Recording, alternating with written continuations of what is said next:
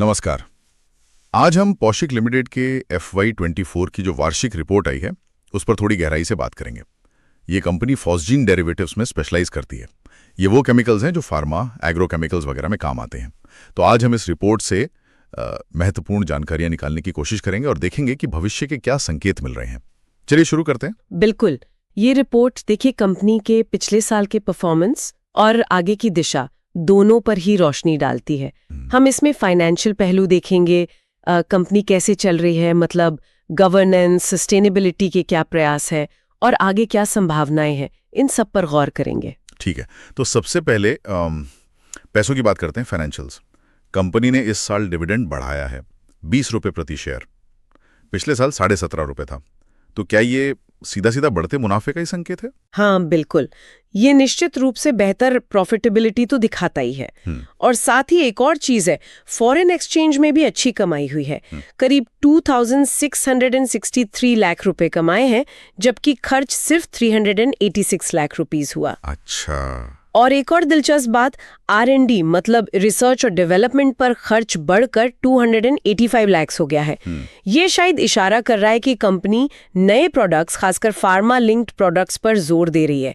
शायद ज्यादा मार्जिन वाले प्रोडक्ट्स पर फोकस है, एग्रोकेमिकल की चुनौतियों को देखते हुए। हाँ, ये जरूरी भी लगता है, क्योंकि रिपोर्ट में एक ग्राफ है जिसके हिसाब से अप्रैल 23 से मार्च 24 तक पोषक का शेयर प्राइस गिरा है, जबकि इसी टाइम में सेंसेक्स तो ऊपर गया था। हाँ, और इसका कनेक्शन रिपोर्ट के आउटलुक सेक्शन से जुड़ता है।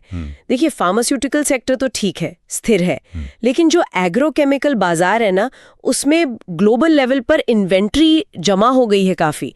तो एक मंदी की आशंका है।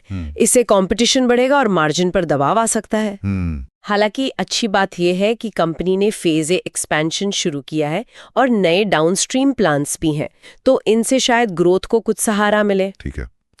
फाइनेंशियल परफॉर्मेंस के अलावा कंपनी चल कैसे रही है, ये भी इन्वेस्टर्स के लिए काफी अहम होता है। जी।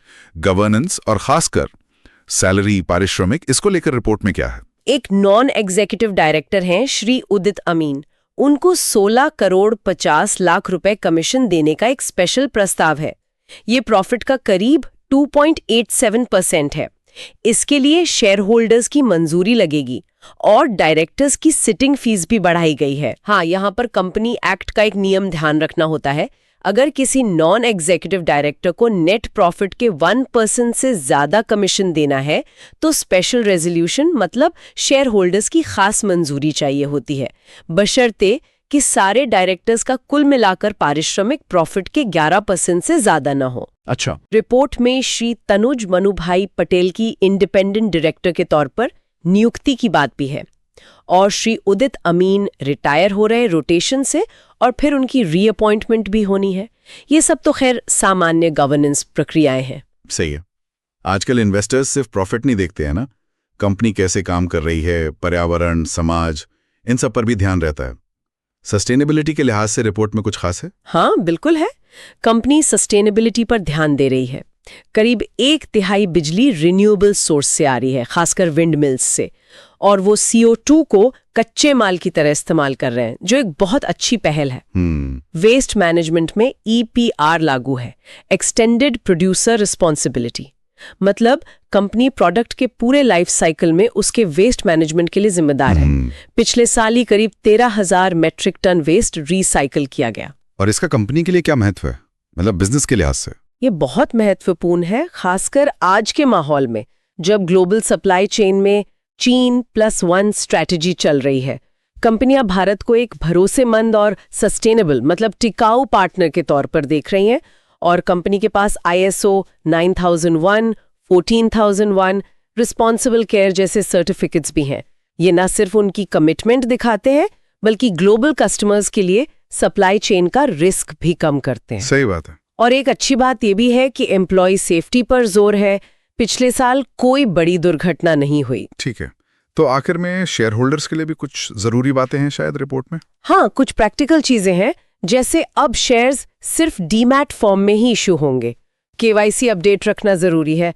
डिविडेंड पर TDS कटेगा तो पैन अपडेट रखना चाहिए। और अगर 7 साल तक डिविडेंड या शेयर क्लेम नहीं किए तो वो IAPF मतलब investor education and protection fund में चले जाएंगे।